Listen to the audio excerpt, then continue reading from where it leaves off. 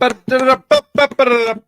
into the show, everybody. My name is Mark Farzetta. This is the Farzy Show. It's nice to have you along this morning. First off, my apologies. I'm later than late today. This is just ridiculous.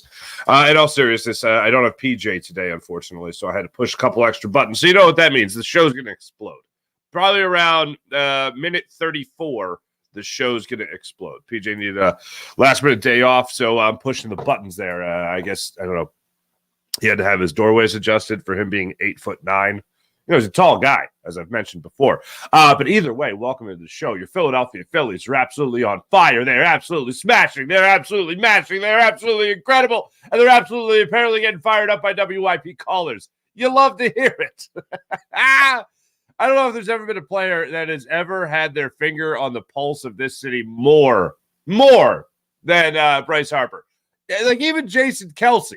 Like, it's pretty damn good, but if he's number one, Bryce Harper is right there with him, or it might go back and forth. Now, I understand Jason Kelce wearing a Mummer outfit at a Super Bowl championship parade. That's pretty good. But crediting a caller for pumping him up to help him do his job? What? That was Bryce Harper yesterday, ladies and gentlemen. We'll let you hear what that's all about. We'll also let you we'll let you relive some of the moments from last night's game, including the 5 home runs. It's gotten to a point with the Phillies where they just go down early in games, and I just go, yeah, all right, they're going to come back. Here we go. Like I was telling you a couple of weeks ago about Bryce Harper. It was like you could look at your watch in the 6th, 7th, or 8th inning, 9th inning, and go, it's time for Bryce Harper to do something. Bryce Harper hasn't done something today. Bryce Harper hasn't done something special today. And then all of a sudden, boom, he does something special. Well, this entire Phillies team has now taken on that same type of mindset and also undertaken that same kind of production. It has been unreal watching the Phillies in the month of August. I've said it before. I'll say it again. 1883, this team came around, and they have never had a bigger homer month in a season than the 57 home runs they have hit so far in the month of August. This is unbelievable. They have one more opportunity to hit 58, 59, 60 maybe. So let's get nuts. Want to get nuts? Let's get nuts. Maybe 60 home runs.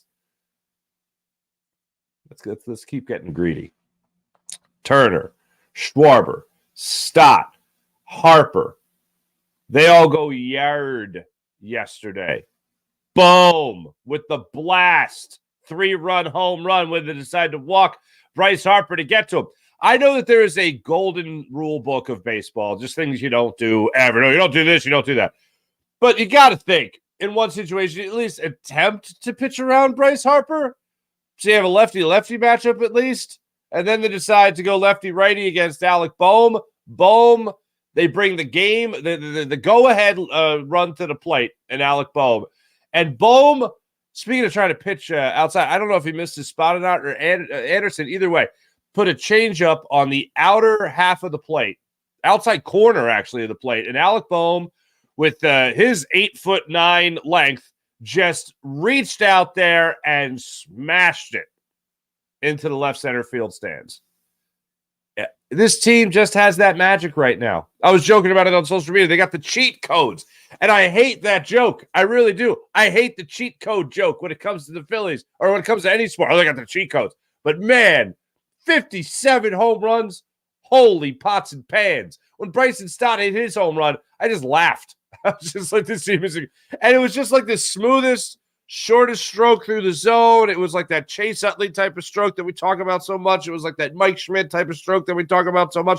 Short, compact, quick through the zone, boom, slider, gone. 401 feet. I think that ball traveled down the right field line. I was actually disappointed. Only 401 feet. That ball went into the second deck at Citizens Bank Park, and a fan dropped it in the first row. Come on, man.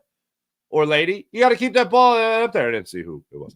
Anyway, it was quite the night at CBP. Bedlam at the bank certainly jumps to mind. So we'll talk about that game in its entirety last night. We'll talk about some post-game reaction. And the Eagles' final 53. I'll give you, final 53 for now. They don't have a punter, and they have 3 linebackers. I did not ever think we would live in a world where I see the Eagles carry 3 linebackers. Yet here we are. They have a bevy of defensive linemen. We'll get into that. And, they love the trenches, as we all know. Now, there's going to be more cuts. There's going to be more additions. Like, having a punter. That's going to be something. So we'll look forward to whoever the hell that's going to be. And one of the best feel-good stories of camp. They also made a trade yesterday. We have Howie Roseman talking about the trade they made for the 6'5" tight end, Okwe Bonadam. That's probably terrible. But, so they bring in Big O is the name that he likes to go by there. So we'll talk about him. We'll talk about Eli Ricks making the squad and a couple other feel-good stories that the Eagles have for us as well. And overall predictions. I will be at the Eagles block party tomorrow in Fairmount, so I look forward to going to that and hopefully talking to some players, talking to a lot of you Eagles fans. A little Farzy in the Field segment we haven't done in a while. I want some bold predictions for the upcoming season. So we'll talk about that. And we'll talk about what's going on around the baseball world. But before I even get to outside of Philadelphia when it comes to what's going down in the baseball world, I got to talk about these Phillies a little bit more. First off, it's another start for a starting pitcher for the Phillies that just didn't have their best stuff again. And obviously when you see a guy like Michael Lorenzen start out the way he did here in Philly in his first two starts, including a no-hitter and his second start, that is his best stuff. I don't expect to see that again. I don't expect to see a no-hitter again, but what I would like to see is a 6 scoreless. What I would like to see is like 6 innings, 2 runs. I mean, here's the thing with Michael Lorenzen. I know a lot of people cracked the joke last night on the JAKIB Media postgame show, the Fighting's postgame. I know a lot of people cracked the joke that, okay, maybe this is why he was available at the trade deadline. And yeah, of course. But let's not forget, he was brought in here to be a 5th or 6th starter in the rotation. He wasn't brought in here to push Zach Wheeler back or Aaron Nola back or Ranger Suarez when he's healthy, and it looks like the Phillies can get back on Saturday. He wasn't brought in to push Taijuan Walker back. He was brought in here essentially to push back starts and give these guys a little bit of a break going into the final months of the season in August and September. And so far, Zach Wheeler has responded well. So far, Aaron Nola has responded well. And now, hopefully, you get Ranger Suarez back. And Taijuan Walker, again, has not had his best stuff, but he's gotten the job done. Jonathan Sanchez, I always do this. Christopher Sanchez gets the start for the Phillies today. But let's just remember what Michael Lorenzen is. He's not an ace. He's a back end of the rotation guy that can definitely give you a lot of innings. So that's great. But even last night, 3 earned runs, 4 runs in total. It's just it's a bad play that he tried to make on Shohei Ohtani, where a run scored in the 3rd inning there to make it a 2-1 lead for the Angels. It was just a bad play. But overall, the way he pitched just wasn't his best stuff. Renifro took him deep twice in the game. Not his best stuff. But again, this Phillies lineup was incredible. I mean, think about this. Michael Lorenzen, through his 6 innings of work tonight, last night, the leadoff runner reached base or got a home run each time. Or hit an extra base hit each time. 6 straight innings. And then Jose Alvarado comes in. He gives up a home run. Excuse me. Next thing you know, all the first 7 innings of the game, the Angels reached base with every leadoff hitter. And anyway, it was 8-5 Phillies. It was like, so what? The pitchers are struggling. They get given up, allowed 5 runs across the plate. Bellotti certainly struggled in that 9th inning. But so what? Then the Phillies scored 12 runs. And we've talked about this Phillies team time and time again. We've had some questions about the starting rotation, about the consistency. And one of the things that we had been saying for the last couple of years here is this team is just going to have to out-hit other teams. And what are we seeing over these last 2 starts in particular?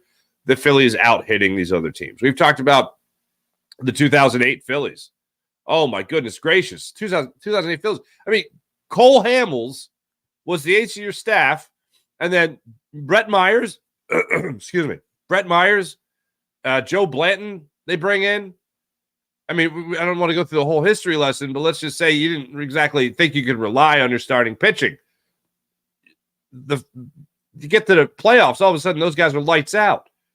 And you also get to the playoffs and your just offense continued to match. I mean, this is obviously before the designated hitter, and they were just smashing home runs and driving in runs with the likes of Ryan Howard and Jimmy Rollins and Pat Burrell and Chase Utley and all these guys. And Shea Victorino. It was insane. They're gonna have to out-hit other teams. Pitching wins championships. Not for 2008. I mean, Cole Hamels was great, but that lineup is what you rode for the entire regular season into the playoffs. And this Phillies team right now is doing something similar with struggling starting pitching over the last 2 games. They have risen to the occasion. And really, when it comes to the lineup in general, what they have done now, 58 runs? They have outscored their opponents after the 6th inning now, 58-9 after the 6th inning. So even if they get struggling starting pitchers, their lineup is just there waiting to smash home runs and drive-in runs late in ball games. It is absolutely amazing.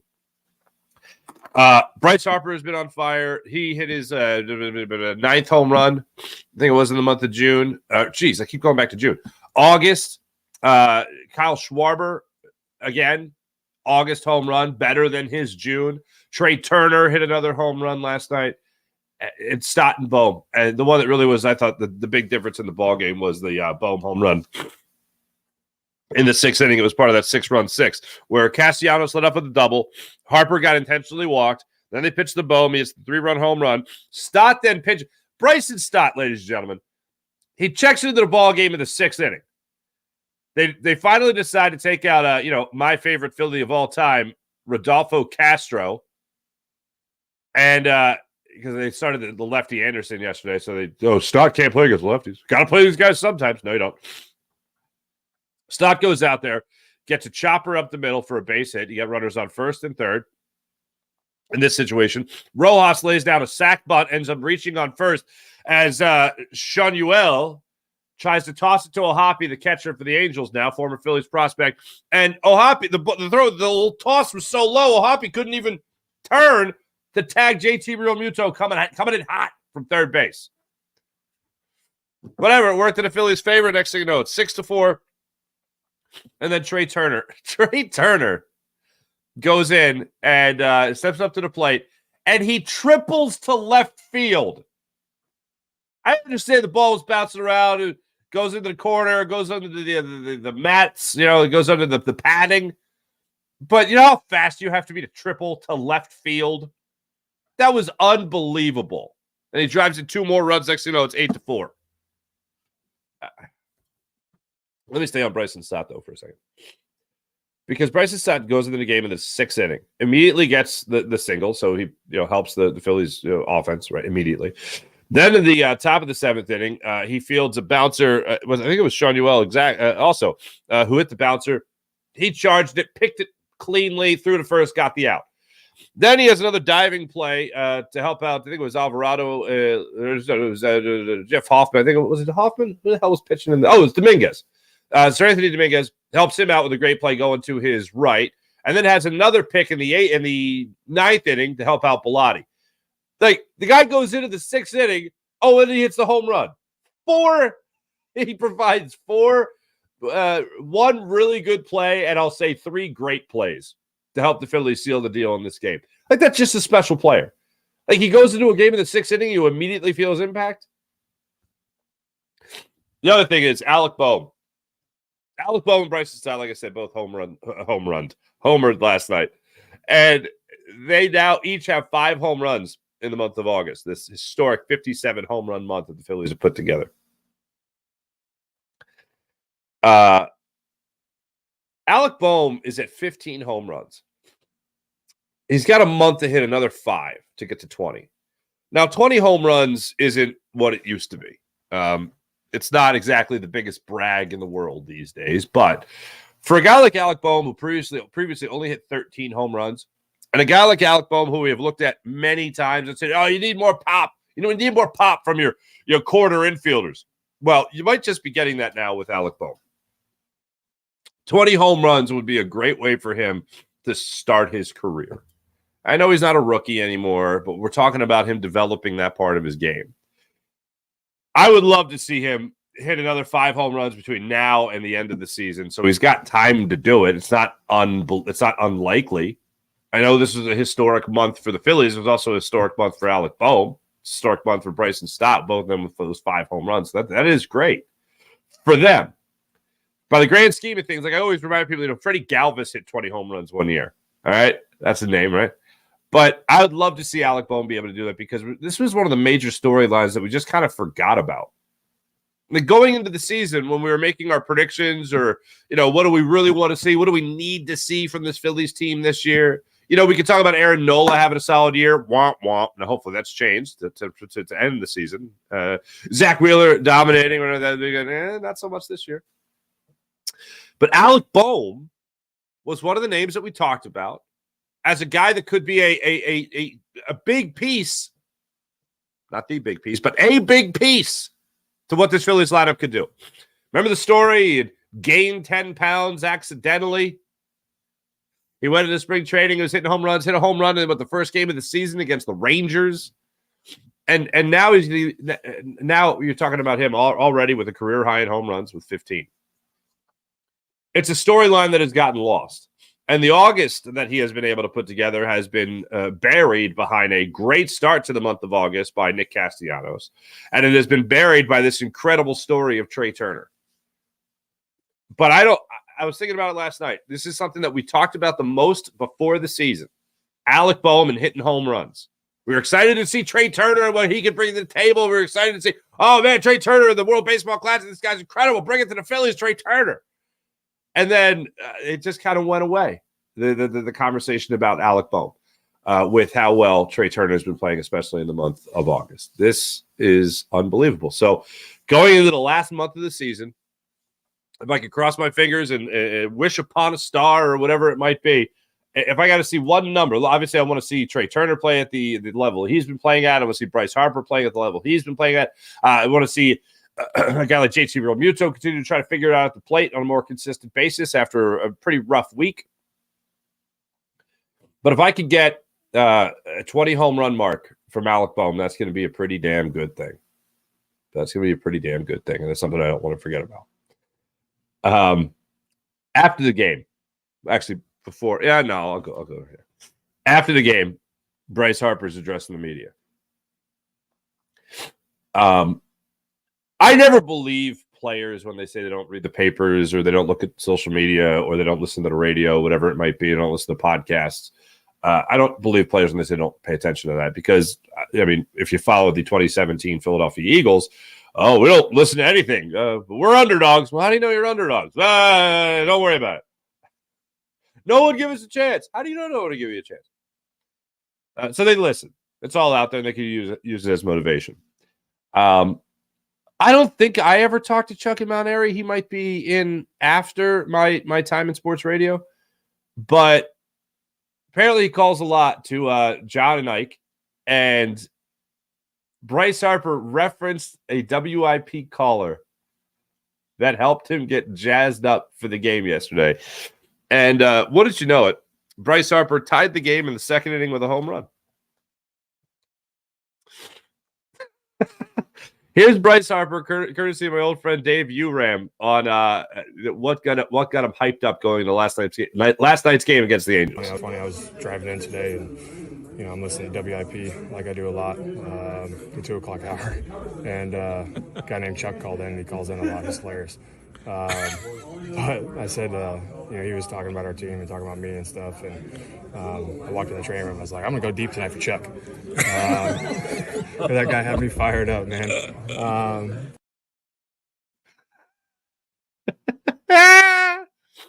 It's almost too much damn fun. You know what I'm saying? It's almost too much damn fun. That's what I got to tell you. I'm looking over at JAKIB Media right now, at the JAKIB Media YouTube page. Why is my title wrong over there? That shouldn't be wrong. I'll try to fix that later. Anyway, because that's yesterday's show title. DK saying, hot take, Stott will have a better career than Chase Utley. What? I don't know if I'm ready for that piping hot take. Well, here's what he's got to do. He's got to stay healthy. Chase Utley's the guy that has Hall of Fame talent, but I don't think we'll ever get in the Hall of Fame. Because the injuries that mounted throughout his career. But Stott has a chance. Stott certainly has a chance. Also, I'd like a World Series. That was nice, too. The fact that he already lost a World Series. Chase Utley and those Phillies also lost a World Series in 2009 to the Yankees. But, yeah, sorry. If I catch a take like that, I got to read it out loud to the class. That is something. That is something. That is something. So that's Bryce Harper. I know they listen, but sometimes, and I was one of them. I was a WIP caller back in the day. College mostly. 2 a.m. The most sober calls, of course. But I remember this one guy who stopped me at a baseball game, and he said he fixed Chase Utley. And I said, I'm sorry, what? Sometimes people stop you and they'll bring up the most random stuff. But he's like, yeah, I remember I called into you. You were hosting. And I said, you know what, Chase Utley? He's going through some struggles right now. You know what he's not doing? He's not raising his hands high enough.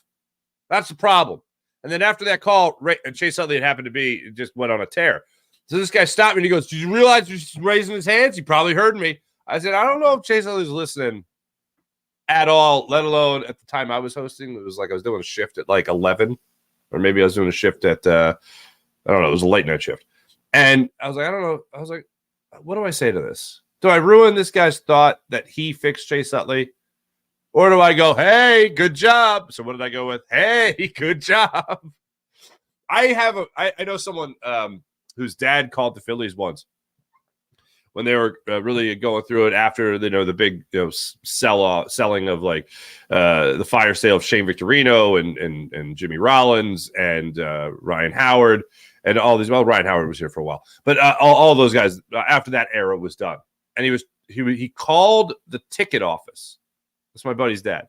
Called the ticket office to go, I'll tell you what's going on, how you guys could be hitting more because your hitting coach just isn't doing it. And then anyway, he laid out like two opinions to which I don't remember. One was like, keep your eye on the ball. They're not doing it. Like, and he thought that was something. The other was something else that was rather pedestrian. And then he says, I don't need anything for that. Just give me maybe a discount. Maybe just give me a discount on my season tickets. Just let's play this out for a second. The ticket office then goes to the coaching staff and is like, hey, we have so-and-so. He says, keep your eye on the ball. What do you guys think of that? No? Okay. Oh, keep your eye on the ball. Thanks. And he was serious. If Chuck from Mount Airy can jazz up this Phillies team and they're going to mash and they're going to listen and they're going to use it to their advantage, well then, by golly, maybe I was wrong about everybody else trying to help the Phillies as well. But that is awesome. I mean, I don't know anybody that would admit to that, but Bryce Harper doesn't give a damn. And here's the other thing. It's genuine. It is absolutely 1,000,000% genuine for Bryce Harper, his connection to this city. I know people will talk about the Philly Fanatic shoes and the Philly Fanatic bat or SpongeBob bat if you're David Cohn. What? But, it's pandering. Oh, pander. Yeah, pander to me. Pander all the way to me. $330 million, you're going to be here for 13 years in total. Pander away. Get to a World Series, win an MVP award? Yeah, keep on pandering. And how about the cojones on? How about the cojones on Bryce Harper to admit it? That is pretty spectacular. The other thing that crossed my mind was John Kruk during the game last night. It was Mike Schmidt over the weekend. Talking about how Bryce Harper is going to win a couple more MVPs in the time that he's going to be here in Philadelphia. He's going to get 500 home runs, probably pass Mike Schmidt on the all-time list and get a couple more MVPs. Now, that's high praise. That is high praise. So what does it all mean? What does it all boil down to, ladies and gentlemen? Here are your wild card standings. Check out this, folks. The Philadelphia Phillies are 5 games up on the rest of the 4 games up on the Cubs. Cubs won last night. They are 5 games up on the Giants. What a night the Giants had. Holy Stromboli. We'll get to that. Cubs beat the Brewers 1-0 last night. And then you look around the rest of the wild card standings here. And let's see here. Where the heck they go? Oh, the Giants beat the Reds 6-1. And the Diamondbacks fell to the Dodgers. So the Giants jumped back into the wild card standings, but the Phillies are 5 games in the top wild card, or 4 games up in the top wild card spot over the Cubs, 5 games ahead of the Giants, 5.5 games up on the Diamondbacks, and the Diamondbacks are a half game out of the wild card standings. The Reds are 2 games out of the standings. The Marlins are 3 games out of the standings, and the Padres and Nationals 7.5 games out of the wild card spots in the National League. But 5 games is the most they've been up. The Philadelphia Phillies at 74-58 on the season. The Phillies are 5 games into a wild card spot. That is awesome. That is awesome. The Giants, by the way, how about this? Alex Cobb 1 out away from a no-hitter in the 9th inning. Ruined! That's a shame. Ended up giving up a who was it that got that hit? Jump to me. Was it Senzel that got the? No, it was Steer. Steer got the hit. So yeah, that's a shame for the Giants. So that's what we're looking at. Phillies wise, they're back at it today, this afternoon, 1:05 start time. Christopher Sanchez gets to start for the Phils. So hopefully they just keep on building and keep on hitting home runs the way they've been hitting home runs at an incredible pace. Howie Roseman and Nick Sirianni addressed the media to talk about their final 53 for now. Eagles released their final 53 roster for now. The best news I thought from the release was that Eli Ricks has made the team. Pick 6 Ricks has been a nickname of his. And you talk about an undrafted guy. Talk about a guy coming in here, obviously striving to make the team. You love stories like this. And had the pick 6 in preseason game number 1, preseason game number 2. He had some struggles. Preseason game number 3. What I liked about him the most in preseason game number 3 was that he struggled in the second half. Or excuse me, he struggled in the first half, and then he bounced back in the second half. You want to see a guy go through adversity, especially a young player. You want to see them be tested, and you want to see them be able to come back. But a couple of guys in the preseason, I thought, showed some good things, guys I wasn't expecting a lot from. Eli Ricks is one of them.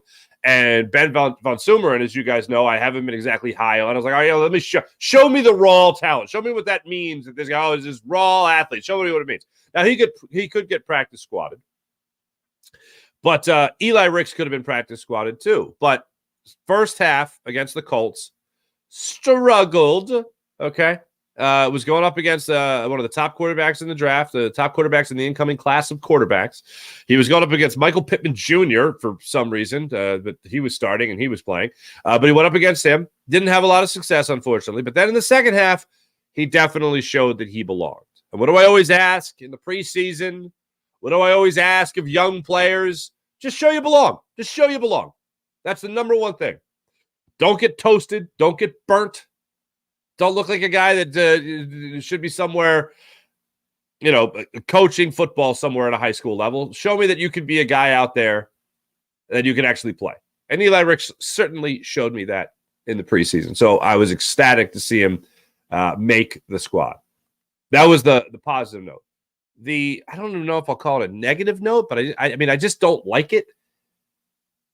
4 linebackers has been like a minimum. And now 3 linebackers is a minimum. Nicholas Morrow does not make the squad. Your linebackers are Nakobe Dean, Christian Ellis, and Zach Cunningham. Maybe not in that order. Nakobe Dean 1, Cunningham 2, and then Christian Ellis 3. And of course, you could have guys on the practice squad, but this just seems odd. 3 linebackers. When I was on with Jody McDonald 2 days ago now, I think it was, I remember talking about it and saying, what? Because he didn't think the Eagles were going to carry 4 linebackers.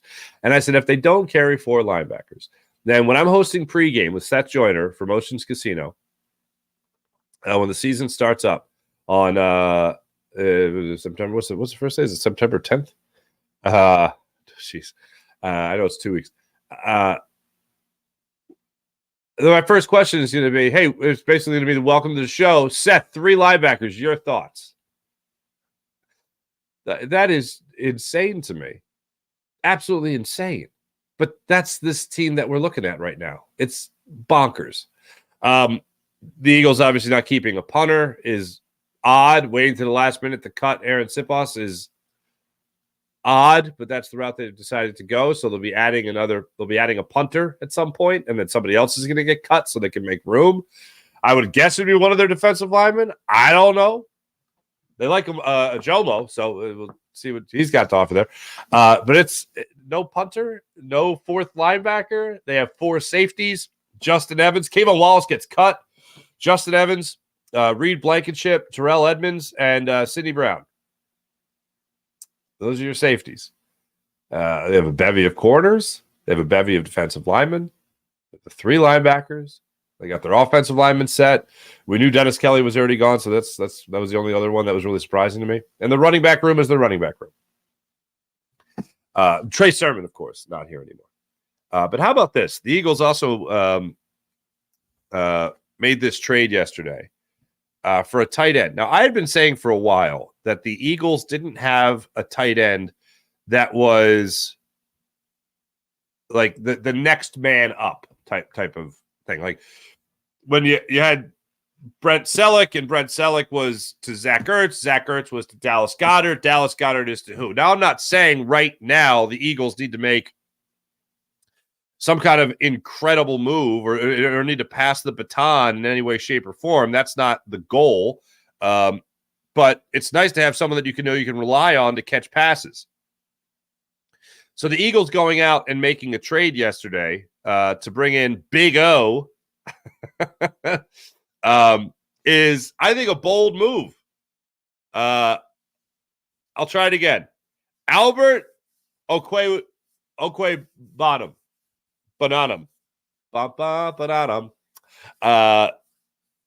25 years old, 6'5". A guy that the Eagles are hoping could be a pretty good pass-catching tight end. Now, they were looking for a tight end. They brought in Dan Arnold, a veteran, played a long time in Jacksonville. They brought him in, hoping he could be the guy to help come up with a big catch, maybe late in the game. And now, Okwuegbunam is going to be hopefully that guy to play behind a guy like Dallas Goedert. I would expect blocking-wise, you're still going to have a guy like Jack Stoll help you out in that scenario. You obviously have Dallas Goedert, who's 28 years old, so he's not exactly long in the tooth. So I don't look at this necessarily as a passing of the baton to anything, but this is another pass-catching option as a tight end. Howie Roseman did talk about him yesterday and why the Eagles decided to bring in another tight end. What made you like Albert Okwuegbunam to trade for him? Yeah, I think first thing you talk about Albert, you talk about the physical ability. I mean, he's 6'5", he's almost 260 pounds. He runs a 4.4. He's got a huge wingspan.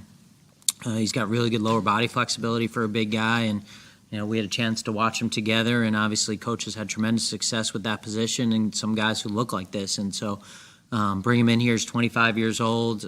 We have some people in the building who were with Denver when they drafted him, and give him an opportunity. And that's not a slight on the tight ends we have here. Obviously, we think Dallas is one of the best players at his position in the league, and we have 2 young players in Jack Stoll and Grant Calcaterra that we brought in here that we really like. And for us, any time we have an opportunity to add an offensive player that we think can help us and help our team, we look at that. So that's the reason we brought him in. There you go.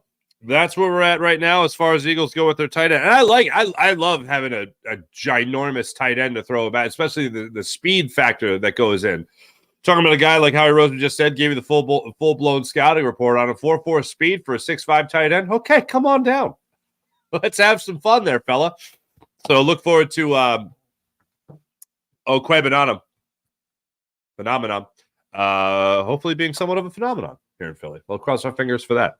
Other than that, it was Eli Ricks, and that's who Howie Roseman was talking about yesterday also, as far as what he can bring to the table and what they were expecting to see from him.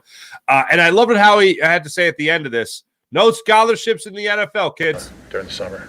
Yeah, obviously you talk about pedigree. He was the number 1 corner in the country coming out of high school and going to LSU, and then didn't have his last season that he wanted to there. And he was a guy that we spent a lot of time on in the draft process, and he came in with an opportunity. And I think what we saw is this is a long, instinctive player with good athleticism and ball skills, and those guys are hard to find. And his work ethic, his care factor was really high, and so. That's a great success story for him. When he had a lot of adversity here as a guy who really thought he'd be a high pick going into the year, and he came in with the right attitude, and we called him and told him he was on the team. And at the same time, like we tell all these young players, there's no scholarships in the NFL for any of us, and so you got to keep working, got to keep improving, and we'll keep judging. We evaluate every day, and that's what we'll keep doing. Eli Ricks tweeted out a picture of him signing his contract and just saying that he had always dreamed of this type of moment, and now he is living this moment. That is pretty special. I look forward to seeing what he can do for this Eagles team in the not-too-distant future. As for your defensive lineman, I mentioned that the Eagles have a lot of defensive linemen. Hassan Reddick, they're counting as a D lineman. Brandon Graham, Jalen Carter, Fletcher Cox, Josh Sweat, Jordan Davis, Nolan Smith, Milton Williams, Mauro Ajomo, Contavious Street, Derek Barnett, Marlon Tuiapuloto, and Patrick Johnson. Those are your defensive linemen as well to continue what we're talking about with the defense. Before we get over to the chat check, let me just tell you guys about a wonderful opportunity that you guys have to win some Eagles tickets. How does that sound, huh? Hey, Eagles fans, would you like to attend the home opener? Here's your chance. Fans First Sports Network is giving away 4 free tickets. What? To an NFL game of your choice. Rules to enter are simple. Go to contest.fansfirstsports.com.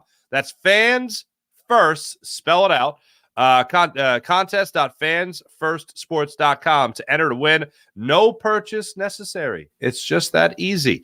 So what are you waiting for? Go now and go Birds. Contest ends September 4th. And if you need some more help on it, check my Twitter feed or X feed, and you guys can see the contest right there. You can click on the link, and you can go to the page right there at fansfirstsports.com to try to win 4 free tickets to an Eagles game of your choice, an NFL game of your choice, including the home opener. Not too shabby right there. That's contest.fansfirstsports.com. So check that out. Also check out my Twitter. You guys can see a little bit more information on it right there. Also, I got to mention, let's see. Thursday, tomorrow, I'll be out and about for the Eagles block party in my old stomping grounds of Fairmount. So I look forward to being out there for that. But also, coming up on September 9th, I'll be taking part in a ball hockey tournament for the National Ball Hockey League as they're teaming up with the Fishtown Business District to host the Fishtown Showdown Hockey Tournament on Saturday, September 9th. 12 of the NBHL's best teams from New Jersey and Philadelphia will compete in a one-day 3-on-3 Ironman tournament at the Fishtown Rink in Philadelphia. So check that out. Even if you're not playing, you can still stop by and enjoy all the festivities, enjoy the tournament. Well, there'll be plenty of hockey, food, fun, and maybe even some former Flyers floating around. If you're around the lake, we'll see there's several hospitality suites that you can check out where you can kick back, relax away from the rink during and after the tournament. Humble Parlor Brewing will be a part of it. Interstate Draft House will be a part of it. Myers Brewing Company and Lloyd Whiskey Bar. You know where to find me. Hello Whiskey Bar. It all takes place Saturday, September 9th, starting at 9 a.m. Bring your friends, bring your family, and come on out and watch some hockey. Good old-fashioned ball hockey. I will not be playing ball hockey this time around, but I will be there hosting some of the festivities. So I do look forward to being out there again and seeing those wonderful people. They do a great job. Fishtown Business District does a fantastic job of putting on events. So I look forward to being out there on September 9th, Saturday, September 9th, before the Eagles kick off their season. So that'll be a fun one. Let's get into the chat check and see how you wonderful people are doing. I'm going to start it off on, where did I start yesterday? On JAKIB. I'm going to start over on Farzy Show today. Let's see what you guys are up to. Now, again, ladies and gentlemen, mi scusi, I can only put up Farzy Show chats. I don't have access to put up the JAKIB Media chats. That's just how our software works, unfortunately. But I will be reading the JAKIB Media comments in just a second. People pop Mullet Alvarado. What's going on? Good morning. April, ring the bell. Oh, and Mullet Alvarado, he does. He rings the bell. Put a crack in it. Sean Kilray, what's going on? How about them fighting? You're damn right. Oh, here's a new one. Lester Howard. What's going on there, Lester? Good morning to you. April, no PJ equals dealer time. Yeah, Miss Scusi. Mike Fuji, good morning, Mark. Good morning, peeps. Happy hump day. 5 in a row for the fighting Phils. I added the Harry Callis part. The ninth was stressful, but the rest of the game was fantastic. April, you're right. And I think we said this last night, but last night in the Phillies' ninth inning, it didn't get close enough to the point where I went, oh, okay, thank God they didn't lose. I was still beaming. I was still beaming from what this team is doing in the month of August. It's unbelievable. Absolutely unbelievable. Love every second of it. Sean Kilrain, all I have to say, Chuck's head gonna explode. Oh, Chuck from Mount Airy, yeah, with the shout out from Bryce. Oh, absolutely. I saw John Clark tweet out, like, I can't believe this is real life. That's hilarious. Sean Gillespie, morning, my fellow chat checkers. Good morning, Sean Gillespie. What's going on? April, glad the day game since power might be iffy tonight here. April, good luck. Good luck. Is it Adalia? Adalia, yeah. Saw Floridians were told to get the hell out of their homes for safety. That's a call I never want. Good luck, April. Sean Kilrain, boom bomb away. Good to see everybody hits. I love that Crucker mentioned that yesterday on the broadcast. I love that guy. Some people didn't like him. Some people thought he was annoying. I love the everybody hits guy. I thought it was fantastic, especially in my days of watching the Phillies at the Vet. They weren't very good. It was like nobody hit. But so when they did, it was great. I want to see Matarazzo punt god. I love that nickname. That would be great. Like Murder Leg didn't work out. If you remember Murder Leg, I think he was a Mizzou guy. Similar to Okwaya Banamana. But yeah, punt god. I like overdramatic names for anyone who kicks a football. Here he's available. Would be good for special teams. Absolutely. I think Edmonds will be the hybrid linebacker with 3. I agree with that, Sean. I'm thinking the same thing. It's going to be an interesting thing.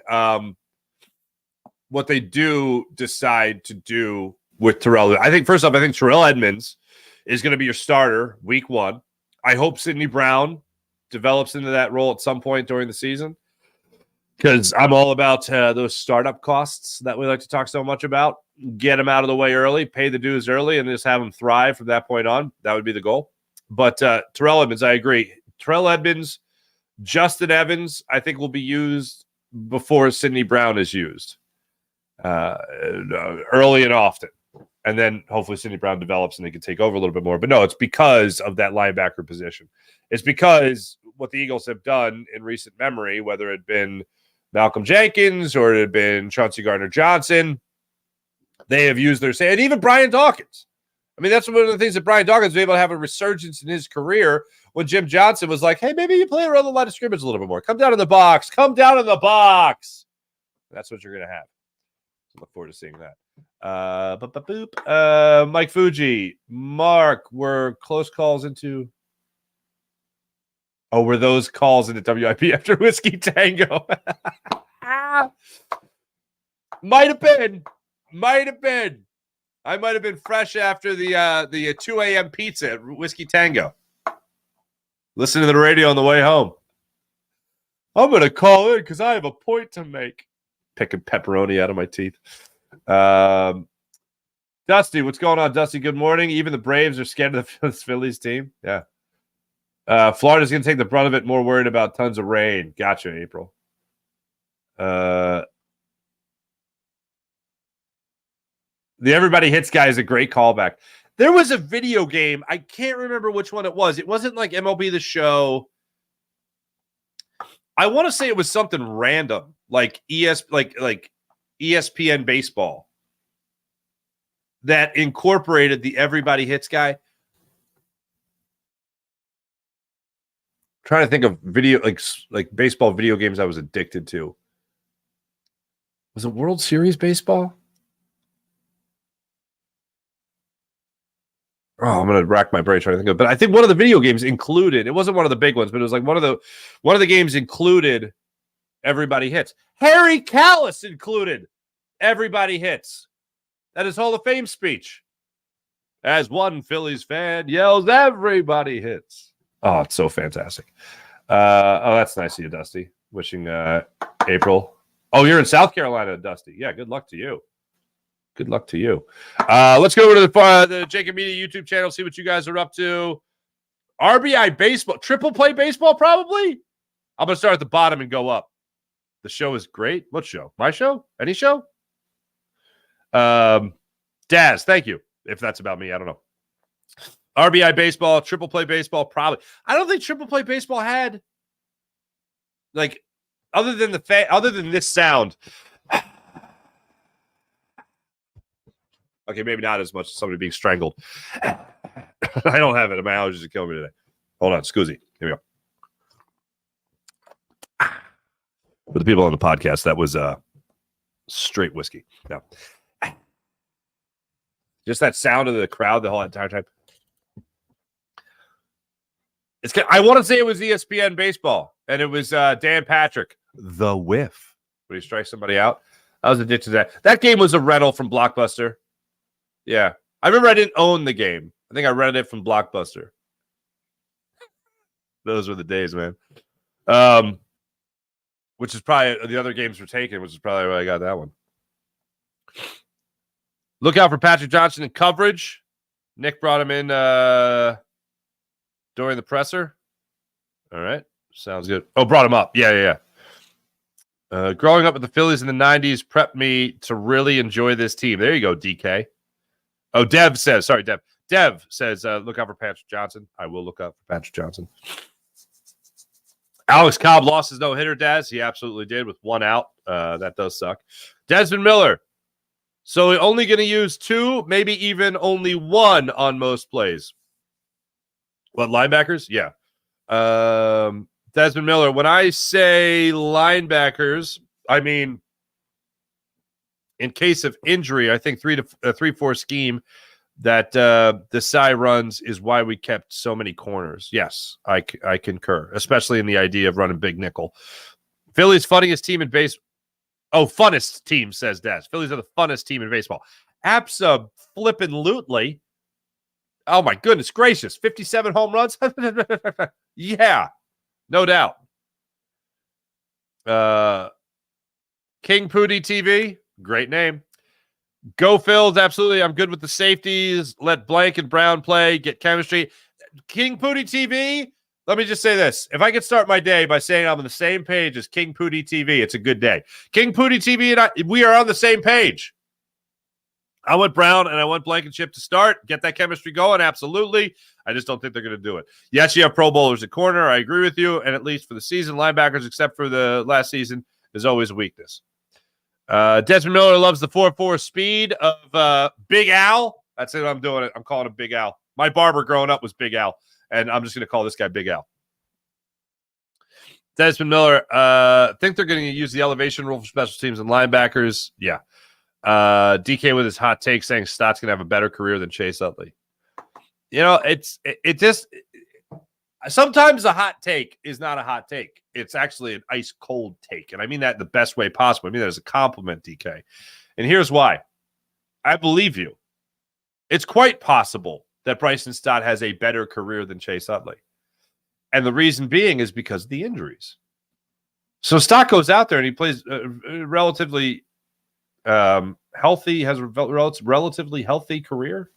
Then, yeah, it is possible. I remember, I want to say it was 2007. You had Ryan Howard as the MVP. Then you had Jimmy Rollins as the MVP. Then in 2007, you're like, it was Ryan Howard as the MVP. Jimmy Rollins is an MVP. Yeah. And then Chase Utley came out in 2008, the year the Phillies went to the World Series. And it was like, oh, this is going to be, Chase Utley's year. Yeah, everyone else got their MVP. Maybe Chase Utley could do it. And I want to say somewhere in that year, was it that year that Chase Utley got one of his first big injuries? Or did he play a pretty much full season? I should remember this. It's the 2008 year, but I don't remember it. No, he played 159 games that year. Was it? Was it 07?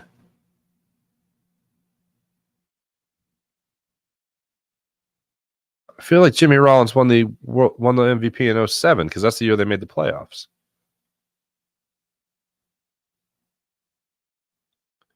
Yeah, he did win in 07. Okay. So what year was it that Chase Utley was like poised for an MVP? But I think that was the year that Aaron Rowan ran his ass down in Wrigley. And I thought Utley died. It was like that kind of collision. Played 132 in 07, 115 in 2010, but that's not really a big surprise. I think it was earlier than that. Maybe it was 07, and then it ended up going to Rollins anyway. But yeah, he had 332 that year with a 410 on base percentage, 22 home runs. Chase Utley, 330 home run seasons. 259 career home runs, 275 batting average, 358 on base percentage. This is what kills me. Whenever I look back at Chase Utley's stats, this is what kills me. Chase Utley was not an everyday starter till he was 26 years old. That is awful. And I love Charlie Manuel, but the whole Polanco thing of Polanco playing second base as opposed to more third base, that was just not right. Ed Wade had to trade him. Ed Wade had to trade Placido Polanco to make sure Utley was getting the everyday reps at second base. That is pretty insane. Played 160 games in 2006. But yeah, as far as the career goes, this is one hell of a start for Bryson Stott. What's Bryson Stott now? 25 years old. He was a everyday starter at 24 with a little stop down in the minors last season.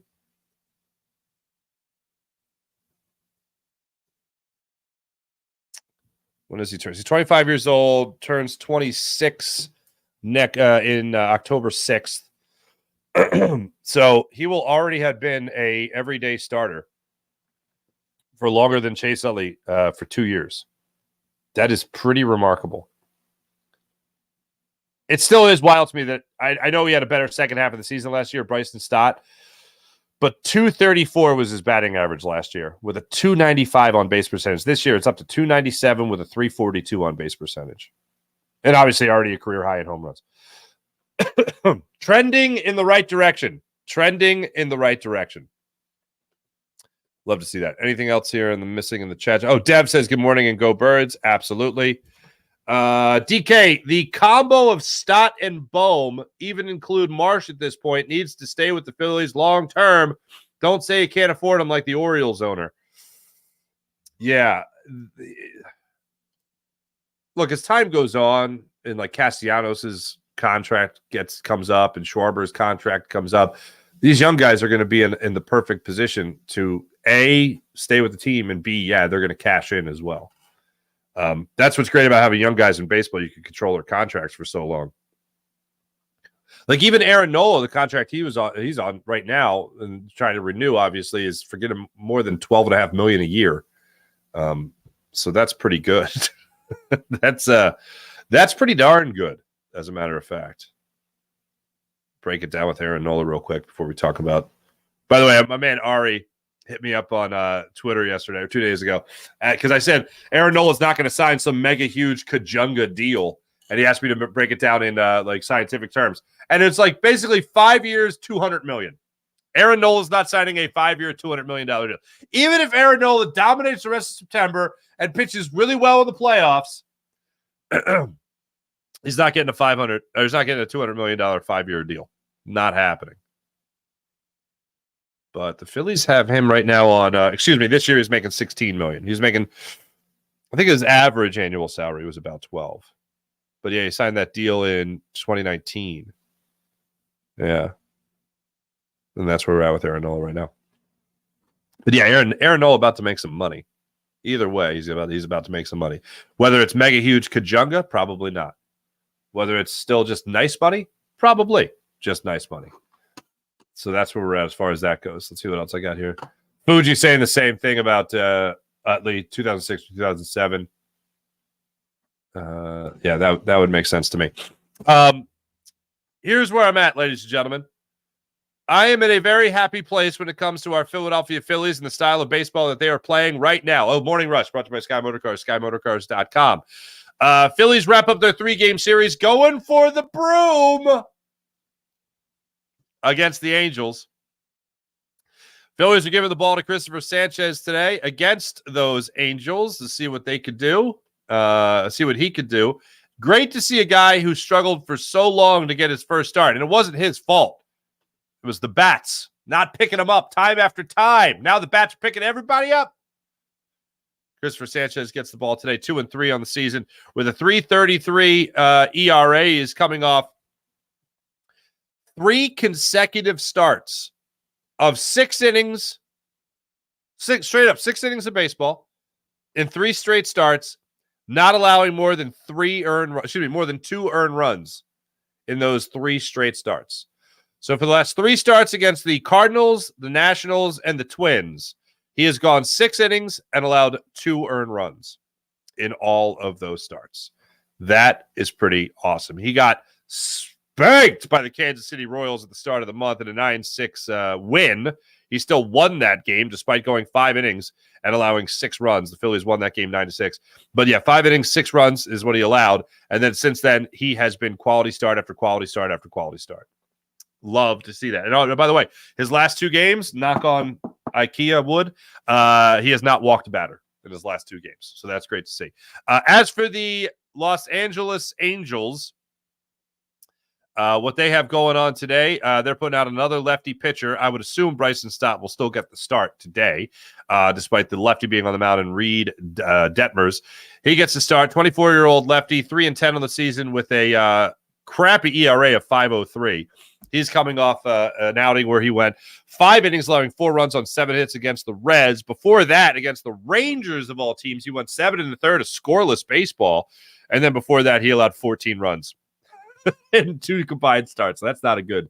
So the Phillies hopefully complete the sweep and win their 75th game of the season.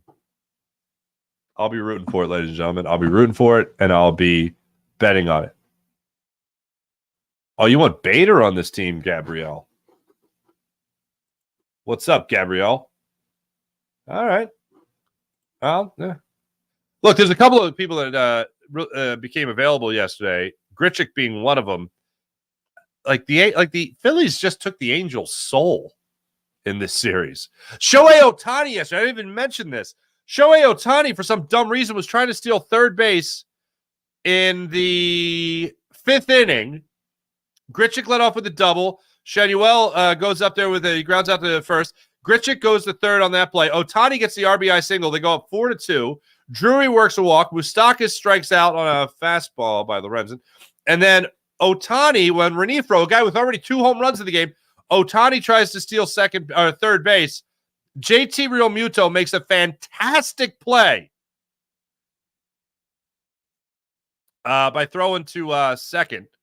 Throwing to third, and Edmundo Sosa is going to his right to cover the bag, and he reaches back to catch the ball from JT Realmuto while applying the tag to Shohei Ohtani's ass. And Ohtani gets out. He gets called out by a lot. So pretty spectacular as far as that goes. Pretty spectacular. Folks, that's the show. Thanks for watching. Thanks for listening. I appreciate you guys big time. I'll be back with you guys today after the Phillies 105 start time against the Angels. They got an off day on Thursday. I said tomorrow I'll be at the block party, so hopefully want to see you guys there, ready to go. That to me would be a good day. A very, very good day. One thing I wanted to check. That's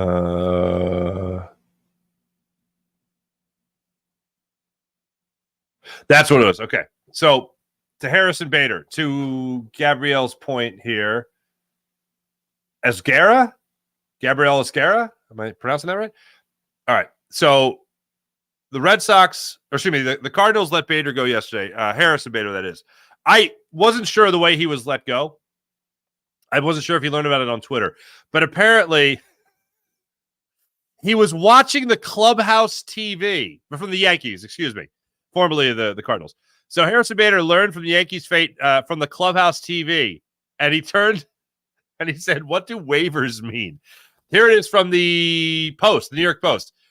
Harrison, they're in Detroit. Harrison Bader was in the kitchen inside the Yankees clubhouse about 10 to 15 minutes before Tuesday's game when he looked up the TV and turned on ESPN and learned he had been placed on waivers. His reaction was, "What does waivers mean?" Then after figuring it out, the pending free agent center fielder had to go play a game. So it's the same situation as Randall Grichuk yesterday, being like, "Hey, it's really nice to be." The Angels made trades to make the playoff. The Angels didn't cut guys so they could make the playoffs. The Angels didn't sell off Ohtani. They didn't sell off Mike Trout. They made acquisitions. And Randall Grichuk was like, "I guess I'm done here now?" Okay. Sean Gillespie's on the same page. I want to see Grichuk plays every day in left field. Schwarber DH. I'm not opposed. I am not opposed. But yeah, so Harrison Bader yesterday learned about it from the clubhouse TV. That's cold, man. Ice cold. Thanks for watching. Thanks for listening. This is the Farzy Show. Everyone on JAKIB Media platform, thank you. Hater, not Bader.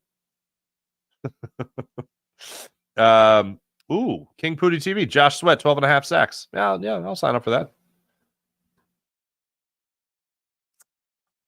That's great.